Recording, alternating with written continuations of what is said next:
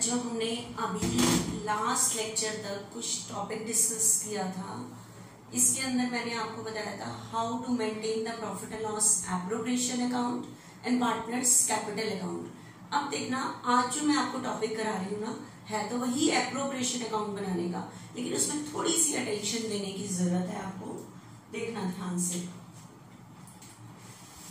देखो बच्चों, आपको जो मैंने profit and loss appropriation account बनवाया है, ठीक है, अब ध्यान से सुनना। ये जो मैं profit and loss appropriation account, ये थोड़ी सी एक अलग से टॉपिक नहीं है, ये सम के बीच में आएगा, ठीक है। इसके अंदर क्या है कि आपको मैंने बताया था कि net loss never transfer to profit and loss appropriation account, क्योंकि एप्रोप्रिएशन अकाउंट कभी लॉस नहीं निकालता, क्योंकि ये ऑनर से रिलेटेड अकाउंट है, ठीक है।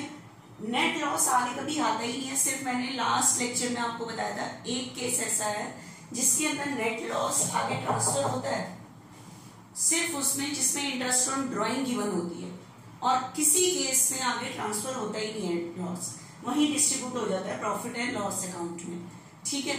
अब ध्यान से सुनना, आपके पास बिजनेस में प्रॉफिट है 1 लाख, ठीक है, 1 लाख प्रॉफिट है। अब ध्यान से देखना आपके पास क्या चीज बता रही हूँ। आपको पता है, आप पार्टनर्स की कैपिटल पे तो इंटरेस्ट देते हो, that is called interest on capital, ठीक है।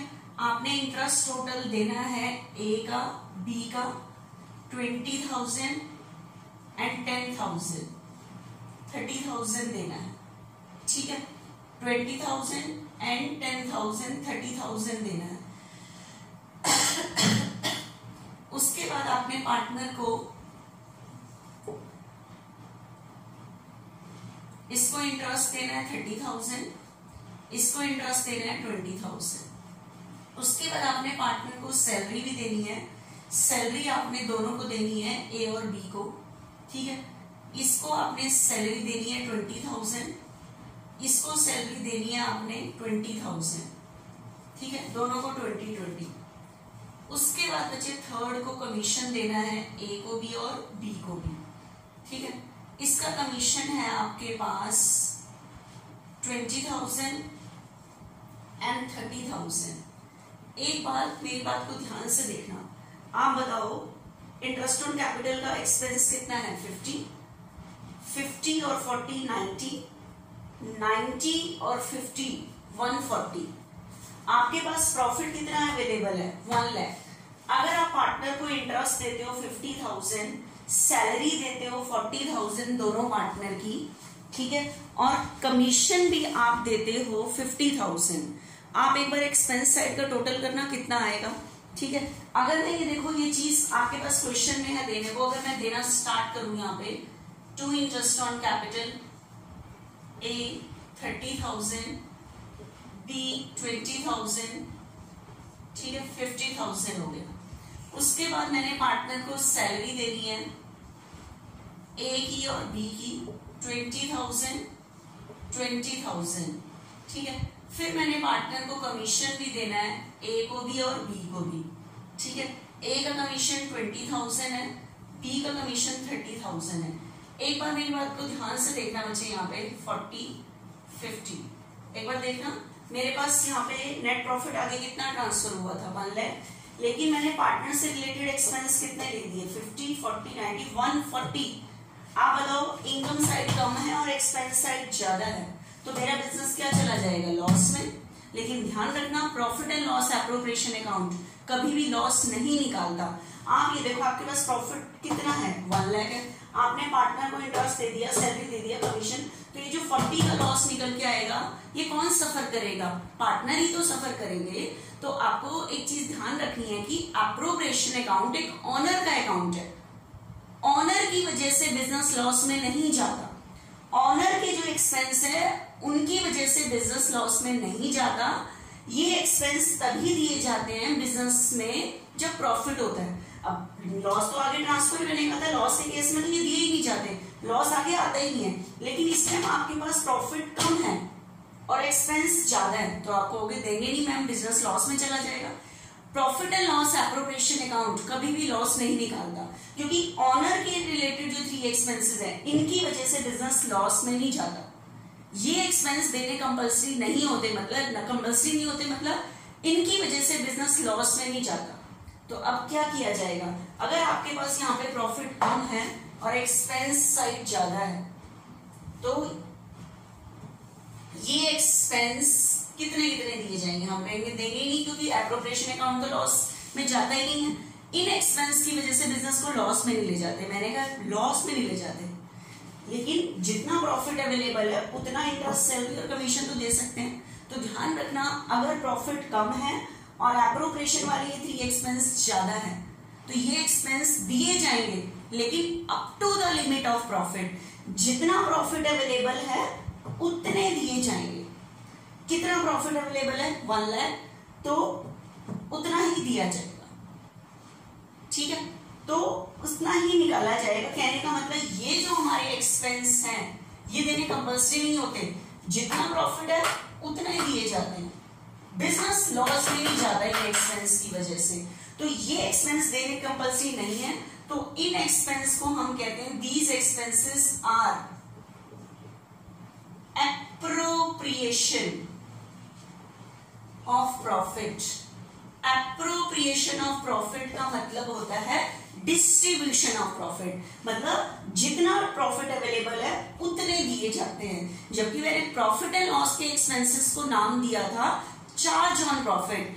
चार्ज ऑन प्रॉफिट का मतलब होता है कि ये देने कंपल्सरी है, बेशक से बिजनेस क्या चला जाए लॉस में। तो प्रॉफिट एंड लॉस के जो एक्सपेंसेस हैं these are the charge on profit, लेकिन प्रॉफिट एंड लॉस एप्रोप्रिएशन के जो एक्सपेंसेस हैं ये देने कंपल्सरी नहीं होते। ये प्रॉफिट जितना अवेलेबल होता है उतने ही दिए जाते हैं, मतलब इन एक्सपेंसेस की वजह से बिजनेस लॉस में नहीं जाता, इसलिए प्रॉफिट एंड लॉस एप्रोप्रिएशन के एक्सपेंसेस को हम चार्ज ऑन प्रॉफिट नहीं कहते, एप्रोप्रिएशन ऑफ प्रॉफिट कहते हैं।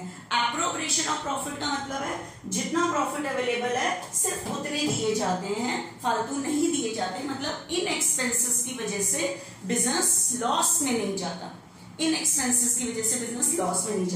तो इस टाइम आपको देखो एक्चुअल में तो ये देने थे, लेकिन आपके पास प्रॉफिट कम है और एक्सपेंस ज्यादा है, तो अब कैसे दिए जाते हैं, तो ये तीनों एक्सपेंसेस दिए जाएंगे, लेकिन पूरे नहीं दिए जाएंगे up to the limit of profit. तो आप कैसे निकालोगे, आपने पार्टनर को इंटरेस्ट भी देना है, सैलरी भी देनी है और कमीशन भी देना है, लेकिन ये टोटल एक्सपेंसेस 1 लाख होने चाहिए, इससे ज्यादा नहीं। जबकि आपको पता है सारे एक्सपेंसेस का टोटल मेरे पास आ रहा है 140 पूरे नहीं दे सकते हम यहाँ पे, ठीक है। तो अब आप क्या निकालोगे, इंटरेस्ट, सैलरी और कमीशन की जो रेशो है वो कैलकुलेट करोगे। ध्यान से देखना कैसे कैलकुलेट कर रही हूं मैं, ठीक है। अगर आपके पास अब ये 1 लाख ही, आपको 1 लाख में से इंटरेस्ट देना है, 1 लाख में से सैलरी देना है, कमीशन देना है, मतलब 1 लाख ही होना चाहिए, पूरे नहीं देने, up to the limit of profit. लेकिन अब आपके दिमाग में क्वेश्चन आएगा कितना इंटरेस्ट दें, कितनी सैलरी दें, कितना कमीशन दें।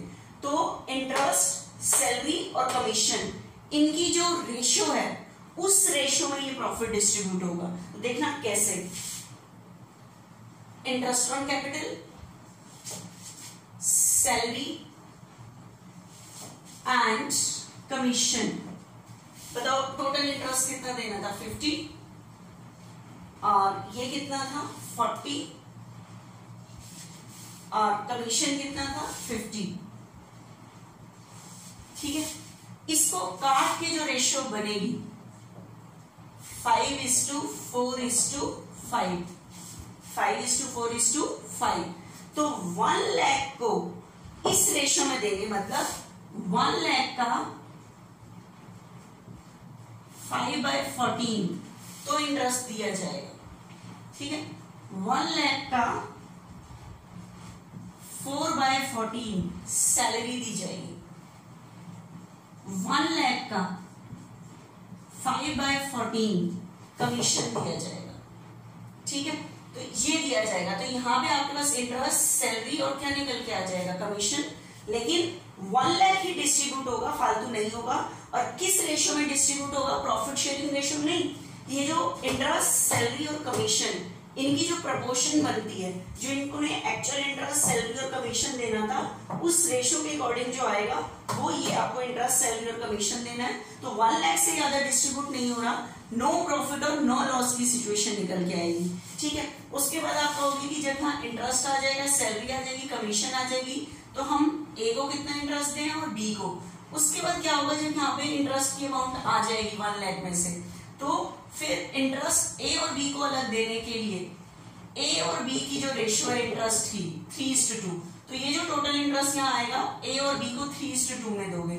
उसके बाद यहाँ पे जो सैलरी आएगी वो 1:1 की रेशियो में ए और बी को दोगे।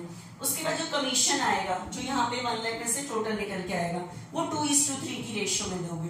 तो कहने का मतलब है कि अगर प्रॉफिट कम अवेलेबल है और एक्सपेंस ज्यादा है, तो आप पूरा इंटरेस्ट, सैलरी नहीं दे सकते। इंटरेस्ट, सैलरी और कमीशन की जो प्रपोर्शन निकल के आएगी 1 लाख को उसी रेशियो में ही इंटरेस्ट, सैलरी और कमीशन की रेशियो में डिस्ट्रीब्यूट होगा। इसे कहते हैं रेशियो ऑफ एप्रोप्रिएशन। जो इनको डिस्ट्रीब्यूट करना था उसकी रेशियो में डिस्ट्रीब्यूट होगा। ठीक है, जो आपने इनको इंटरेस्ट, सैलरी और कमीशन देना था उसी रेशियो में ये डिस्ट्रीब्यूट होगा। ठीक है, तो ये टॉपिक है, थोड़ा सा ध्यान से समझना क्या चीज है। इससे रिलेटेड मैं आपको 2 सम है वो करा रही हूँ, बच्चे देखना ध्यान से।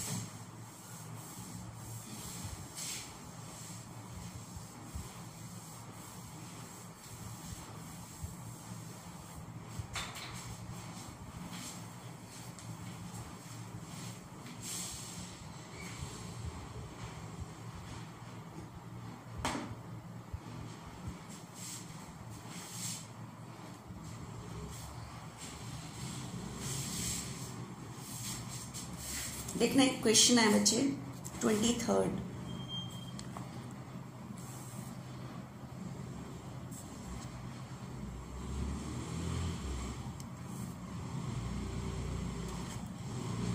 A and B are partners sharing profit and loss in the ratio of 2:1. A is non-working partner। non-working partner मतलब जो बिजनेस में काम नहीं करता, तो इसको सैलरी नहीं मिलेगी। Has contributed 12 lakh as his capital। इसने सिर्फ बिजनेस में कैपिटल लगाई है। B is a working partner। Capital सिर्फ A ने लगाई है, तो इंटरेस्ट सिर्फ A को मिलेगा। B is working partner। B working partner है, तो इसको सैलरी मिलेगी, A को नहीं मिलेगी क्योंकि वो नॉन वर्किंग पार्टनर है। The partnership deed provide for interest on capital 10% per annum, salary 7,500 per month to the working partner. The net profit for the year ending 31st March 2016 before providing for interest on capital and salary amounted to ₹70। आपको इस साल का profit, interest और salary देने से पहले 70 है। You are required to show division of profit. Profit को बांट के दिखाओ। तो जब भी क्वेश्चन में कहता है distribute the profit, that means we have to maintain the profit and loss appropriation account. तो हमें कौन सा अकाउंट मेंटेन करना है? Profit and loss appropriation account maintain करना है। ठीक है, तो देखना एक बार जरा ध्यान से।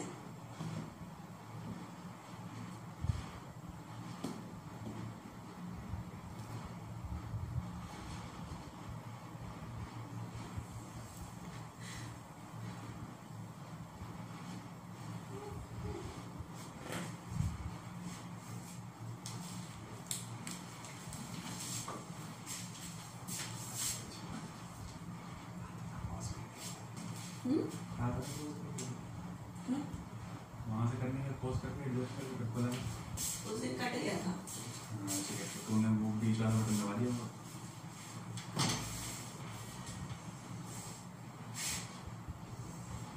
देखो बच्चे, आपको क्या है, distribute the profit, that means हमें profit and loss appropriation account बनाना है।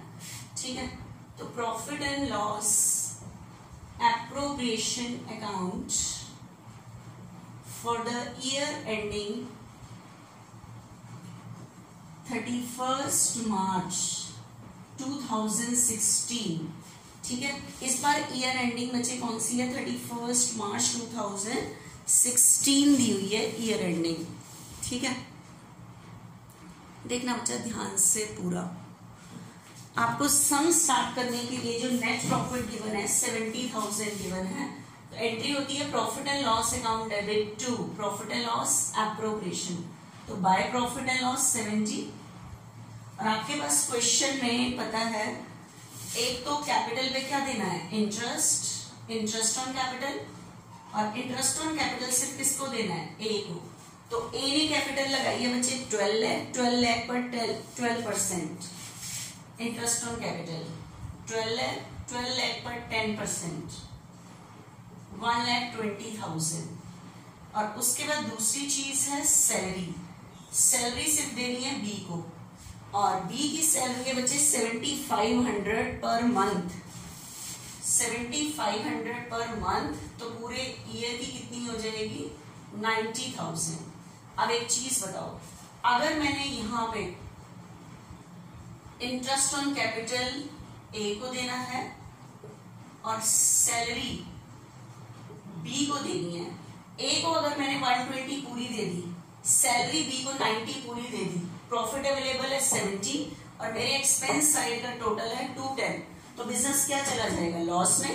और मैंने आपको बताया था एप्रोप्रिएशन के लिए जो 3 एक्सपेंसेस हैं, इनकी वजह से बिजनेस लॉस में नहीं जाता, because these expenses are appropriation of profit. Appropriation of profit का मतलब है कि जब प्रॉफिट होता है तभी दिए जाते हैं, अगर प्रॉफिट कम है तो up to the limit of profit, जितना प्रॉफिट अवेलेबल है उतना ही इंटरेस्ट और सैलरी दी जाएगी। तो प्रॉफिट कितना अवेलेबल है 70, तो 70 में से ही इंटरेस्ट और सैलरी दिया जाएगा। लेकिन अब बात आई कितना इंटरेस्ट और कितनी सैलरी, तो इंटरेस्ट और सैलरी की जो रेशियो है, तो मुझे इंटरेस्ट और सैलरी की रेशियो निकालनी पड़ेगी वर्किंग नोट में। तो इंटरेस्ट ऑन कैपिटल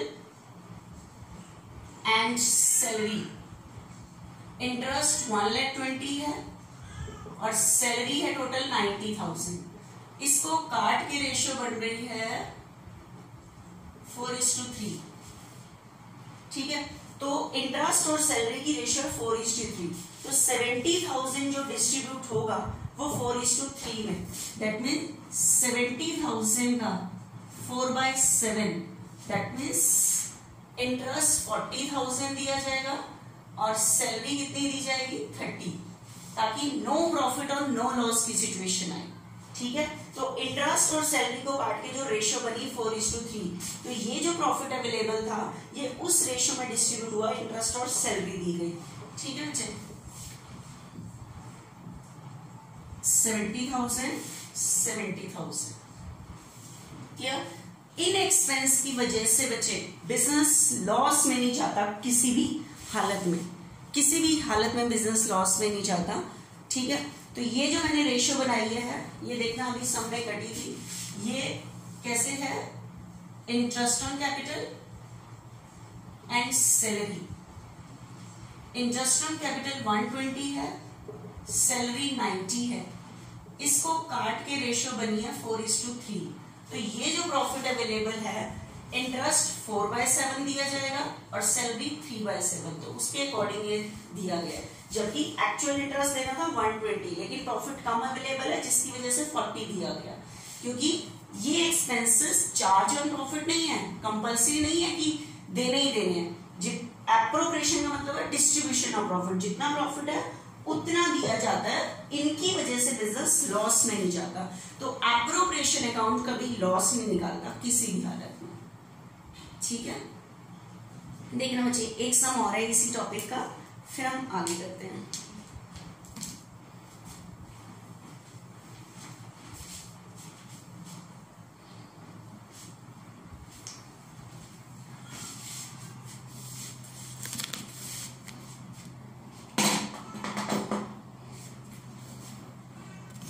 देखना बच्चे ध्यान से,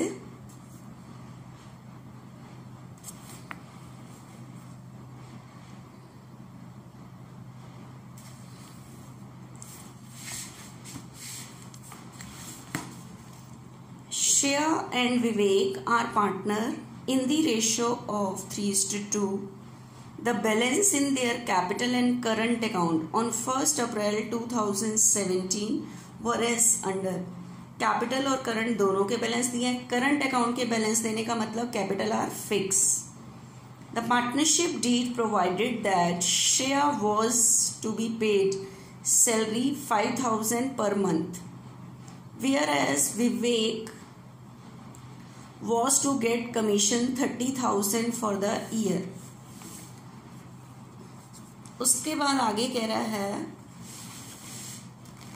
interest on capital was to be allowed 8% per annum, whereas interest on drawing was to be charged 6% per annum. Drawings of Shreya was 15,000 drawn on 30th September 2017, while Vivek withdraw 30,000 on 1st September 2017. The net profit of the firm for the year before making above adjustment 120. कुछ भी करने से पहले 120 है. Prepare profit and loss appropriation account, partners capital account and current account. पूरा सम करना है. इसी टॉपिक से रिलेटेड है जो मैंने अभी स्टार्ट किया हुआ है कि प्रॉफिट कम अवेलेबल है और पार्टनर से रिलेटेड एक्सपेंसेस थोड़े से ज़्यादा हैं. ठीक है, तो देखना मुझे ध्यान से ज़रा थोड़ा सा.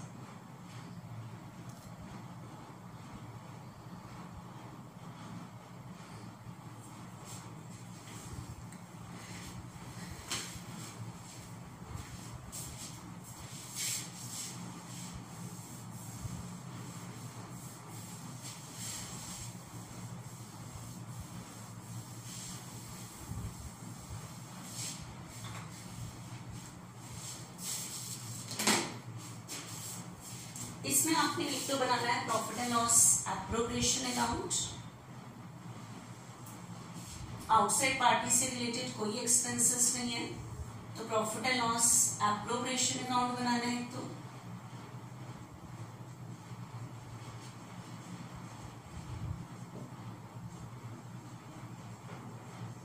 For the year ending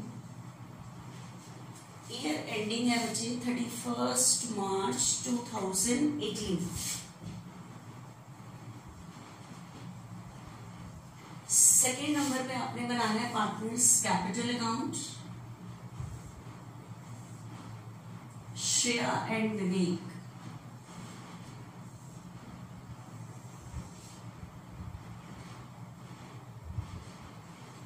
partners capital account. Capital fix है क्योंकि करंट अकाउंट के बैलेंस नहीं है. Partners current account.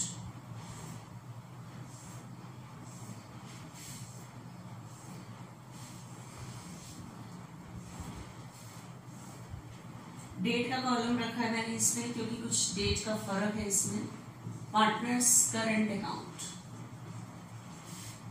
Shreya Vivek पूरा नाम लिखना है. ठीक है, अब मैं सम पढ़ती जाऊंगी लाइन से, उसके अकॉर्डिंग बच्चे हम सॉल्व करते जाएंगे कि क्या क्या करना है. ठीक है, देखना बच्चा ध्यान से एक बारी. बच्चे आपके पास है Shreya and Vivek were partner sharing profit in the ratio 3:2. Capital के बैलेंस दिए 1 अप्रैल को, तो कैपिटल अकाउंट में सबसे पहले कैपिटल के क्या लिखो, balance. By balance brought down 5 lakh and 250. 5 lakh 250. उसके बाद करंट अकाउंट के भी बैलेंस दिए बच्चे 1 अप्रैल 2017. यहाँ भी डेट का कॉलम डाल के लिख सकते हो. By balance brought down. Shreya का तो बच्चे बैलेंस क्रेडिट है और विवेक का डेबिट है. नहीं लिखा होगा तो क्रेडिट ही मानते हैं कैपिटल की तरह. 28. बस ये बैलेंस लिखने के बाद जो आपके पास क्वेश्चन में प्रॉफिट गिवन है, नेट प्रॉफिट जो गिवन है वो ट्रांसफर करो. आपके पास at the end of year profit given था 120. जो नेट प्रॉफिट गिवन है वो प्रॉफिट एंड लॉस से ट्रांसफर करो. एंट्री होगी profit and loss account debit to profit and loss appropriation. तो एप्रोप्रिएशन के क्रेडिट में बाय प्रॉफिट एंड लॉस 120. ठीक है, अब ध्यान से देखना, लाइन से करती जाती हूं मैं. The partnership deed provide that Shreya was to be paid salary 5,000 per month. Shreya की सैलरी कितनी है, 5,000 पर मंथ. ठीक है बच्चे, आपको 3 चीजें देनी है. एक तो इंटरेस्ट ऑन कैपिटल, क्वेश्चन में एक तो सैलरी है और एक कमीशन है, ठीक है। श्रेया और विवेक, सैलरी जो मिल रही है वो सिर्फ मिल रही है श्रेया को, और कमीशन जो मिल रहा है वो सिर्फ विवेक को मिल रहा है। अब देखना मैं कैसे कैलकुलेशन करूंगी। पहले तो वो कह रहा है श्रेया को सैलरी मिलती है 5000 पर मंथ, तो पूरे साल की इसकी तो सैलरी होगी बच्चे 60,000। विवेक की जो है कमीशन, विवेक, श्रेया की ये सैलरी है, विवेक का कमीशन है 30,000 पर ईयर, ठीक है। उसके बाद interest on capital was to be allowed 8% per annum. Capital पे कितना इंटरेस्ट है? 8%। तो 5 लाख पर 8%, इसका तो इंटरेस्ट 40,000। 250 पर 5%, कितने परसेंट है? सॉरी 8%, 20,000, ठीक है। इतना इंटरेस्ट देना है। उसके बाद बच्चे ये इंटरेस्ट, ये सैलरी और ये कमीशन, आप बताओ टोटल करना। 60, 30, 90 और 60 150, और मेरे पास प्रॉफिट अवेलेबल है 120। एक्सपेंस का टोटल, जो मैंने यहाँ पे एक्सपेंस लिख रहे हैं उनका टोटल ज्यादा है और मेरे पास प्रॉफिट कम अवेलेबल है, तो इनको काट के जो रेशियो बनेगी वो मेरी रेशियो ऑफ इंटरेस्ट होगी, ठीक है। तो उसके अकॉर्डिंग हमें ये चीज सॉल्व करनी है। एक बार देखना ध्यान से कैसे। एक बार इंटरेस्ट ऑन ड्राइंग लिख दो, क्योंकि मेरे पास टोटल इनकम अवेलेबल होगी, तो जितना मेरे पास यहाँ पे प्रॉफिट इनकम अवेलेबल होगी उतना ही मैं इंटरेस्ट दूंगी, उतनी ही सैलरी दूंगी, उतनी ही कमीशन दूंगी। एक बार ड्राइंग की और कैलकुलेशन कर लो। वो कह रहे हैं यहाँ पे श्रेया 15,000 ड्रॉन ऑन 30 सितंबर। श्रेया ने कितनी ड्राइंग की है? 15, और एक ने की है बच्चे 30,000 30 सितंबर को की है, ठीक है। तो बताओ एंट्री क्या होगी हमारी यहाँ पे? एंट्री होगी करंट अकाउंट से। Shares current account debit, Vivek's current account debit, 2 drawings,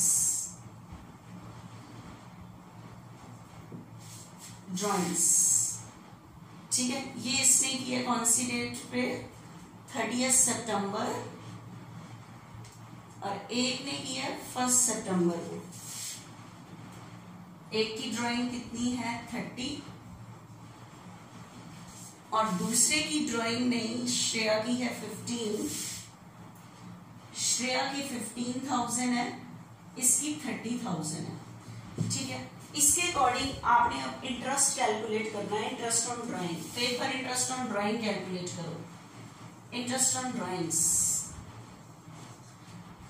Shreya का बच्चे, श्रेया ने जो ड्राइंग की है वो 15,000 30 सितंबर को की है, तो अक्टूबर, नवंबर, दिसंबर, जनवरी, फरवरी, मार्च, 6 मंथ्स का इंटरेस्ट होगा, और इंटरेस्ट की रेट है बच्चे 6%, ठीक है। तो 15,000 पर इंटरेस्ट की रेट कितने परसेंट है? 6%। 6 मंथ्स का इंटरेस्ट है, ठीक है। कितने मंथ्स का? 15,000 पर 6%, 6 मंथ्स का इंटरेस्ट है 450। विवेक ने ड्राइंग की है 30,000, लेकिन ये ड्राइंग उसने कौन सी डेट पे की है? 1 सितंबर को की है, तो सितंबर, अक्टूबर, नवंबर, दिसंबर, जनवरी, फरवरी, मार्च, 7 मंथ्स का इंटरेस्ट। तो 6% कितने मंथ्स का इंटरेस्ट? 7 मंथ्स का इंटरेस्ट है 1050, ठीक है। तो ये इंटरेस्ट हम पार्टनर को देते नहीं है, पार्टनर से लेते हैं, तो उसके अकाउंट से काट लेंगे। अकाउंट से काटेंगे तो करंट अकाउंट क्या होगा? डिक्रीज, डिक्रीज पे debit, just like a capital account. तो Shreya's current account debit, Vivek's current account debit, 2 interest on drawing, 2 interest on drawings, ठीक है। ये मैंने कैलकुलेट अभी किया था 450 और 1050, और इंटरेस्ट ऑन ड्राइंग बिजनेस की इनकम है। दूसरी बार यहां चलेगी by interest on drawing, Shreya and Vivek. Shreya का 450 और इसका 1050, तो टोटल इनकम हो गई 1500, ठीक है। अब ध्यान से देखना, मेन कैलकुलेशन जो अब आ रही है वो मेन कैलकुलेशन आ रही है यहाँ पे, ठीक है। अब बताओ 1,21,500, ठीक है। मुझे पार्टनर को इंटरेस्ट देना है salary and commission, salary and commission. लेकिन मैंने टोटल इंटरेस्ट देना है, देखो टोटल इंटरेस्ट है 60,000 और सैलरी का टोटल है, सैलरी भी 60 है और यहां का टोटल है 30। ये देखो ध्यान से, इंटरेस्ट, सैलरी और कमीशन, ठीक है। अब बताओ मेरे पास जो बचे टोटल इनकम जो अवेलेबल है वो 1,21,500 अवेलेबल है मेरे पास टोटल इनकम, ठीक है। मेरे पास टोटल इनकम अवेलेबल है 1,21,500 अवेलेबल है, ठीक है। अगर मैंने इंटरेस्ट 60 पूरा दे दिया, सैलरी पूरी 60 दे दी, 30 पूरा कमीशन दे दिया, ठीक है। आप देखो यहाँ पे अगर मैंने पूरा शेयर, इसको पूरा इंटरेस्ट इसका बनता है 60, इसकी पूरी सैलरी मैंने देनी है 60 और कमीशन ले जाने का है, ये साइड ज्यादा हो जाएगा और बिजनेस क्या चला जाएगा लॉस में। तो मैंने कहा था इन एक्सपेंस की वजह से, एप्रोप्रिएशन के जो एक्सपेंसेस हैं इनकी वजह से बिजनेस लॉस में नहीं जाता। तो आपको 1,21,500 ही देना पड़ेगा, 1,21,500 ही देना पड़ेगा आपको। इंटरेस्ट, सैलरी, कमीशन जितनी भी देनी है कम करके देनी है, लेकिन जितना प्रॉफिट इनकम साइड है उतना ही दे सकते हो ताकि नो प्रॉफिट और नो लॉस की सिचुएशन आए। तो आप कैसे कैलकुलेट करोगे, तो ध्यान से देखना एक बार कैसे कैलकुलेट करोगे, किस रेशो में ये दिया जाएगा। आप देखो इंटरेस्ट टोटल कितना था 60, इंटरेस्ट ऑन कैपिटल टोटल है 60, सैलरी टोटल है 60, एग्जैक्ट एक्सपेंसेस कमीशन 30, ठीक है। इसको काट के जो रेशियो बनेगी ये बनेगी बच्चे 2:2:1। तो मतलब 1,21,500 जो मेरे पास प्रॉफिट अवेलेबल था उसका 2/5 तो इंटरेस्ट दोगे, 2/5 सैलरी दोगे, 1/5 कमीशन दोगे, 1/5 क्या दोगे, कमीशन दोगे। इसके अकॉर्डिंग दिया जाएगा 2/5 इंटरेस्ट, 2/5 सैलरी, 1/5 कमीशन। तो इसके अकॉर्डिंग 1,21,500। तो देखना एक बार ध्यान से, 1,21,500 का कितना 2/5 करके, ठीक है। 2/5 करके जो आएगा उसके अकॉर्डिंग आपने यहाँ पे देना है।